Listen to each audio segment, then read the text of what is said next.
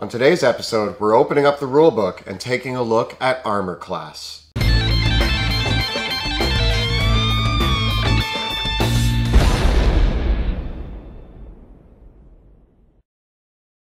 Greetings, adventurers. My name's Monty Martin. And I'm McLaughlin. And we are the Dungeon Dudes. So on today's episode, we're looking at AC, or armor class. Whoa. So Monty, why don't you tell us a little bit about what AC is? Armor class is one of the most important numbers in Dungeons & Dragons. Probably one of the ones that you're going to be using every session for every character and for almost every monster and non-player character, provided that there's a combat encounter. But any combat encounter that happens, you need to know your AC. It's one of the numbers that you're probably going to end up memorizing and referencing a lot, so it's important to know exactly how it works. Yeah, your armor class represents, according to the player's handbook, how well your character avoids being wounded in battle. And this is what's really, really interesting about armor class, is that two characters who are very, very different can have the same armor class. You could have a paladin wielding a greatsword wearing splint mail and a very dexterous rogue in studded leather armor. These two characters both might have an AC of 17, but they are almost polar opposites as opposed in terms of their other in-game statistics.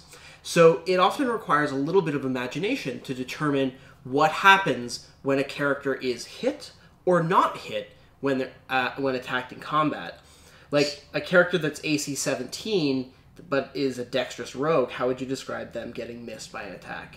I would say that a dexterous rogue, if somebody misses me, I like to picture myself dodging out of the way or like sneaking aside or like moving, as opposed to a big paladin wearing heavy armor where I like to describe it as the sword just bouncing off of him.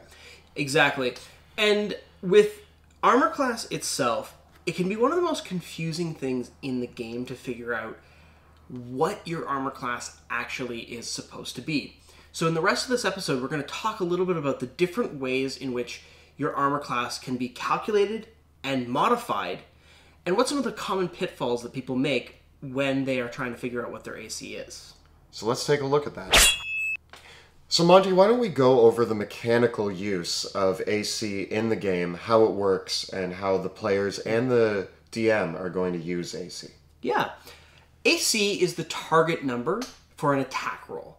This is a really, really common roll that you'll be making in the game. In virtually every combat encounter will have several attack rolls, and AC determines the number that you need to beat with your die roll when you're attacking in order to successfully land your attack. Your armor class is what all the monsters and bad guys need to hit you, and when you're making attacks, their armor class is what you need to hit. Different monsters and different creatures are going to have different ACs, and that number will change depending on if you're attacking something like a fire giant wearing full plate or a goblin sneaking around in just leather rags. Yeah, so you want to roll your dice, you want to add all of your modifiers, and then you announce the number that you've gotten, and your DM will tell you whether or not you hit or miss by whether or not you successfully passed that AC. Now, what if I tie the AC? You do hit on a tie. The tie always goes to the attacker, so keep that in mind as well. Now, a lot of people, when they're going to figure out their AC, they immediately jump way ahead to the equipment chapter, and they look at what the armor statistics are there. That's actually not the first place that you want to go. On page 14 of the player's handbook, there's a really important set of paragraphs that are so often missed that actually explain in pretty clear language how armor class works. If you're not wearing any armor, your armor class is 10 plus your character's dexterity modifier. But you might use another way to determine your character's armor class, and this is where it gets a little bit confusing. If you have a shield or a spell or an effect or another ability that has a plus sign beside it, you add that to your AC.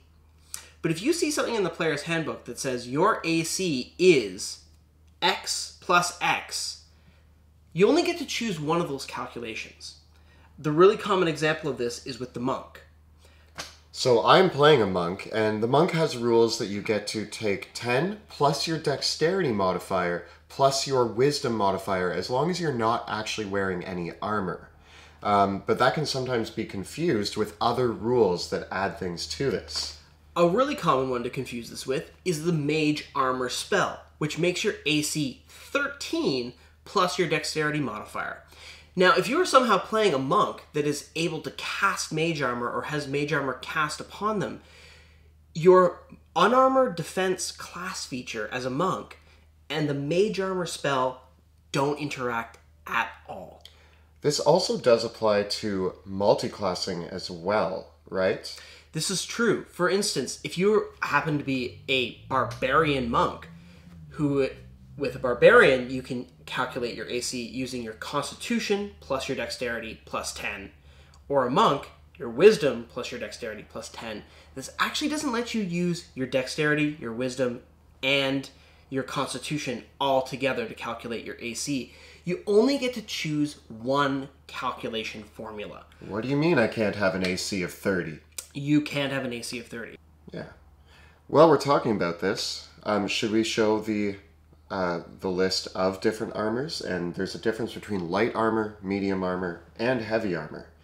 Yes. And there is ones that get bonuses from dexterity, and there are ones that do not. There are ones that take away from your stealth as well. If you're wearing big, heavy armor, you get disadvantage on stealth rolls. Whereas if you're wearing lighter armor, you get more of a bonus from your dexterity. Yeah, there's 3 broad categories of armor: light armor, medium armor, and heavy armor. When you wear light armor, you'll notice that all the calculations for light armor allow you to use your full dexterity modifier in addition to the base number.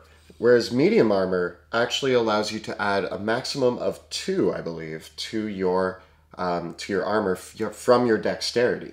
And then you have heavy armor. And with heavy armor, you just have a flat number. You don't get to add your dexterity modifier or anything else on top of that from your ability scores on top of that number. It's just a flat 17 or 18 in the case of plate. Also notice that with most heavy armor, you will give yourself disadvantage on stealth checks, and you do need to have a minimum strength score in order to wear heavy armor without being slowed down. Now, in all cases of armor, using a shield is a bonus of +2 over and above everything else. And there are certain spells and abilities, such as the shield spell, or spells like Shield of Faith. They're actually all kind of called shield. They usually are pretty clear on the fact that they're giving you a bonus to your AC. Now, incidentally, you could actually have a character that is benefiting from a shield, the shield spell, and the Shield of Faith spell, which would grant them a whopping 9-point swing to their armor class. So a fighter in full plate with a shield, the Shield of Faith spell, and the shield spell, which is totally doable for an Eldritch Knight supported by a cleric, would temporarily raise their AC up to 27. Now, that only lasts for 1 round.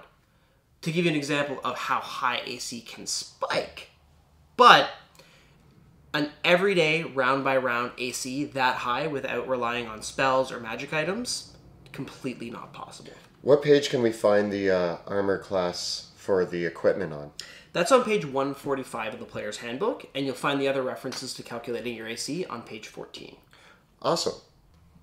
Maybe the last character you made didn't have a very high AC, and you had to run through all of your healing potions, and now find yourself making a brand new character.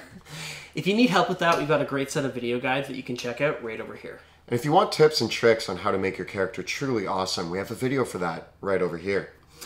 If you need the rules reference, you can pick up a copy of the Player's Handbook by following the links right down below. Make sure to subscribe so that you never miss an episode. Thanks so much for watching, and we'll see you next time in the dungeon.